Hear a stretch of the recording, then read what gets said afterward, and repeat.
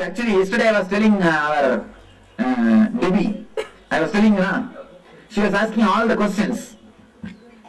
Because, you see, the moment I feel somebody is close, I laugh at them when they ask questions. Have you seen the teacher in me answering any question? In the initial level, I always answer. Especially in the public, I will be so polite. I will be answering every question. I know it's complete foolishness. Neither this fellow wants answer, nor he is a seeker. Just he wants to show he is there. He wants to show his presence. And he wants to show he wants something. He knows something. Or he wants just a greed for more and more words.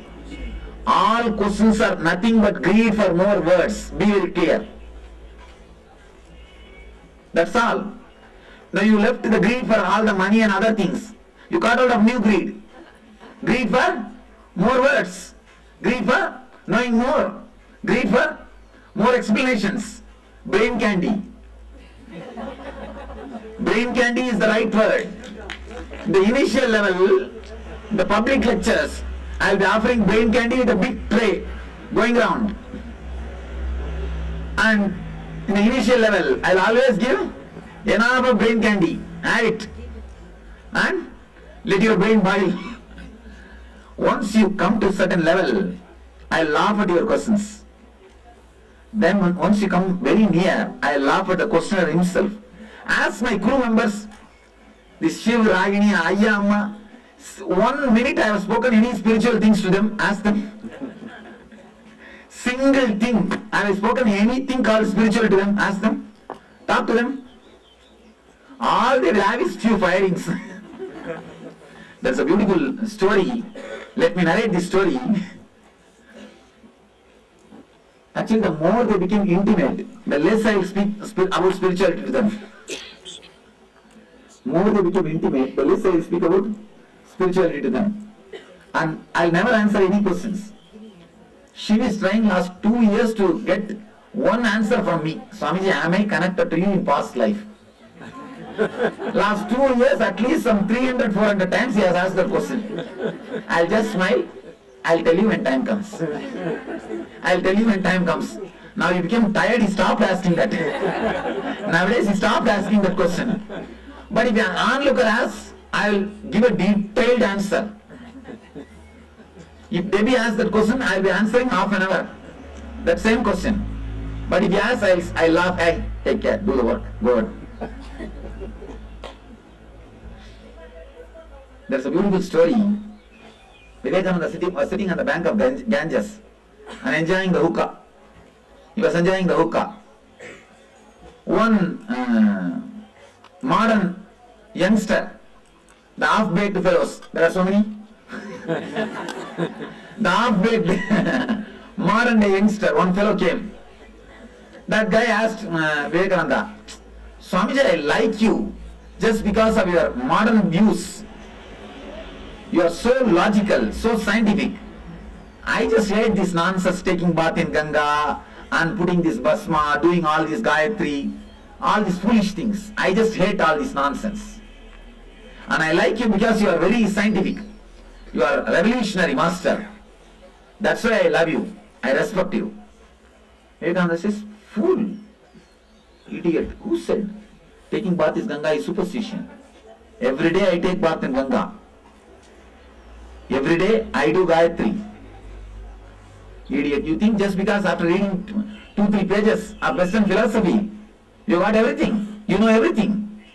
And he says, like a donkey munching the pepper, you just ate 2-3 peppers, that also is not digested.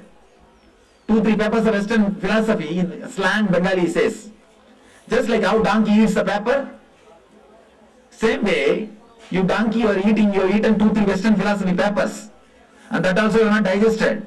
And you think you know everything. And you have the courage to say taking bath in Ganga is superstition. How dare you do this? He fires him. That fellow gets a shock of his life and runs away. He escapes and goes out and criticizes. He goes away. What type of Swami he is? Reading his book, I thought he is a very intelligent person. Seeing him only, I understand he is a same old fool, like all other Swamis. He went away. Next guy comes. very elderly Pandit, egoistic, well read in philosophy, knows all the Shastras, comes there. Swami, I come to see you. I am a Pandit Mahabhadhyaya. Every day I take bath in Ganga and do Gayatri. For last 30 years I am doing this. I am a Pandit. I come to see you. Then Pandit means actually a spiritual person in Sanskrit. In colloquial way it is considered as a spiritual person. Pandit is like a Swami word. The word, the literal meaning is the person who is knowledgeable, but in a casual way it is used as a spiritual saint. Then Vivekananda asks, how do you call yourself as Pandit? How can you say yourself as Pandit, a spiritual person? He says, what? I take bath in Ganga and do Gayatri for last 30 years. Not even one day I missed it. Vivekananda says, oh, just by taking bath in Ganga, if you will become a liberated, enlightened person, if you will become a great spiritual person, then all the fishes in the Ganga are the first great souls. They are the great gods. They are the liberated ones. Then they are the great enlightened masters. Let us catch all of them and start worshipping. Let's catch all the fishes in Ganga and start worshipping. He bangs him, fires him. Fellow gets a shock and runs away. And he starts saying what type of Swami he is. And he is teaching all wrong things. He should teach taking bath in Ganga and doing Gayatri and all these things. That fellow runs away. One disciple was sitting at his feet. She was pressing his feet. He was enjoying the Ukan, she was pressing his feet. She got confused. She asked, what is this master? For that young guy, you gave one type of teaching. And taking bath in Ganga is a great thing, that is a spiritual practice, you will be liberated and all those things. When this old Pandit came, for him you are teaching something else. Your idea is different. What are you doing? What is this? What you are teaching? Then Vivekananda just laughs. What I said for that young guy is for that young fellow. What I said for this old guy, Pandit, is for this old fellow. For you, press my feet and keep quiet. That is for you. Keep quiet and press my feet. That is for you. That's all. Nothing else. And she gets the shock of her life and she just does, yes, okay, master. So the teachings vary from person to person. You can't say the same thing, give the same thing to everybody. So when the distance is more, I'll be giving a lot of brain candies. When the distance is less, I know from their side nothing can be done. All I will tell them is, I will take care, you keep quiet. Again and again I will tell them only one thing, I will take care, you keep quiet. Once actually one of my crew member, the inner circle, they asked me, Swamiji, everybody is doing meditation, spiritual practice, we don't do anything. We don't do anything. In every program we are busy in attending all your cares and needs and arranging everything. And I told him, all those fellows are reading menu cards, you are eating. If you want, you can also go and sit there and read menu card. But you are eating. When you are eating, why do you think that I am not reading menu card? Reading menu card is not necessary. It is for them. You simply eat. All of you understood yesterday about the Dianetics. Hope you understood. The life, the aim of the whole energy, life happening is to achieve eternal bliss, Nityananda. You are already Nityananda, you are Nityananda. But there are some engrams again and again makes you feel that you are not Nityananda. The moment you say, I am Nityananda, some thoughts will raise in your mind. Oh, how can you say I am Nityananda? I have knee pain, I have back pain, I suffer with my wife, I am addicted to drinks. How can you say I am Nityananda? Whatever says Whatever tries to prove that you are not Nityananda, write down all those engrams. And one more thing, if you can find the source of the engram, for example, if you have the fear that your boss may fire you, if you see the root of the fear root is your father continuously firing you, or your mother firing you.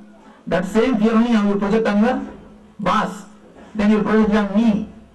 That's what most of you are doing. You make me only as your father figure. If you have the fear about your father, you project it on me and suffer, struggle. If you are disturbed, disrespected by your husband, you project that on me, and you show your anger on me. Now, all the engrams which disturbs you and the roots of the engrams, if you can find out. If you can't find out, don't bother. If you can find out, start writing the roots also. We are having a straight war with engrams with the help of the master. With the help of the master, when you straight away do a war, simply they run away and disappear and die. If Devatas directly go and fight with Asuras, they will fight and there will be a big war. If the Asuras know the Vishnu is backing the Devatas, whole fellows they will run and disappear into the ocean and hide themselves into the ocean. And dissolve, disappear. Same way, if you directly fight with your engrams, there will be a big fight between you and them. But if the engrams knows that master is with you, supporting you in your fight, all the Rakshasas will disappear and dissolve. So understand, whatever engram, whatever your idea of I am male, I am female, or I am body, even if these things are disturbing you, right? The whole thing, whatever engrams makes you feel that you are not eternal bliss, Nityananda, whatever engrams disturbs you, write all of them. And if you can trace their root, trace it and write. One more thing, if you are writing, in between suddenly, you would have written some third problem, like a problem 1, problem 2, problem 3, problem 4. And the roots of the problem 5, 6, 7, something like that. Suddenly you will remember the root of the third problem. You can write down, no problem. You can write down. Bring out the whole thing. We are going to have a straight, direct face-to-face war with the engrams. Of course, when we are ready to face-to-face, they will not have their face, they will just disappear. Darkness can never face-to-face fight with the light. Because the moment light happens, it has to disappear. The moment master happens, engrams has to disappear. When light happens, engram has to disappear. When light happens, engram has to disappear. So be very clear. Engram is nothing but words written on darkness. See, for a photograph to be filmed, for a picture to be filmed, the film should be in darkness. Only then the whole thing will be captured on the film. If the film is directly exposed to the light, what will happen? Whatever is captured will just disappear. Same way, now as of now, all your films is in the dark. Films are inside the darkness. That is why you are capturing so many engrams. I am exposing the whole thing to light, light. Simply it will become pure white, and you will start radiating the same light. Let you write down, will straight away have face-to-face war. Yes, with the engrams.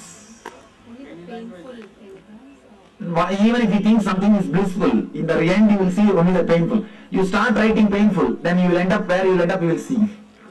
Even if you have done NSP, don't worry. Bring out, if that is in memory, bring it out.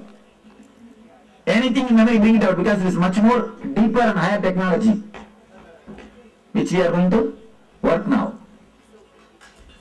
Be very clear, all your pains, all your problems are related to this only. I am going to straight away attack every engram. Intensely, yes.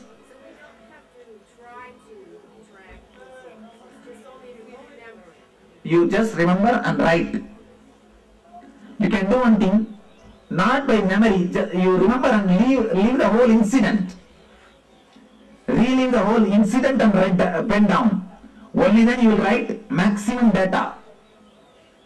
Please write maximum possible data. If you remember, one smell was there in that room, there was one chapel, 2-3 clothes hanging, I was seeing this scene. Write everything. Don't miss even a single line.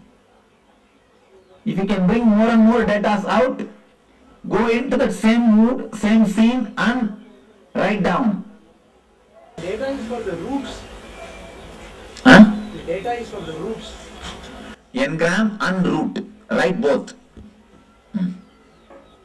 See, engram and root. For both you write the roots. Whatever data you can collect. Actually, roots only will have data. Engram as such will not have directly data. It will be only information. Now you are all working, preparing the route path for the Ganga to flow in you. You are asking every devatas by doing tapasya, please can you give way, can you give way? There are so many hills inside you which will not allow the Ganga to flow. Now you are requesting all of them to give way for the Ganga to flow. Then the Guru will release the Ganga. Before that, it can't be released.